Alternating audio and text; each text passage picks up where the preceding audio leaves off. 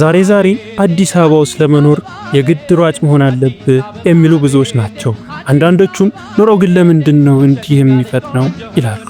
ከጧቱ 12 ሰዓት ጀምሮ ታክሲ ተሰልፈ ማኪያቶን ቆመ ጠጥተ ወደ ስራ የምታደርገው የጥድፊያ ጉዞ፣ ነገር ግን ደግሞ ይሄ መገፋፋቱ ራሱ የከተማው ውበት ነው ይላሉ።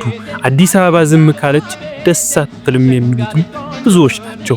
በተለይ ደግሞ ያቺ ታክሲ ውስጥ ገብተህ ረዳቱ ጋር የምታደርገው ንግግር አንድ ሰው ብቻ እያለ 5 ሰው ሲጨምርበት ፈገግ ያስብልሃል።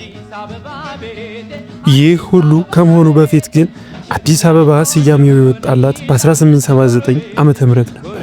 ቀደም ብሎ ንጉሠ ነገሥት ዳግማዊ ምኒልክ የመንግስት ማዕከል አድርገው የነበረው እንጦጦን ነበር።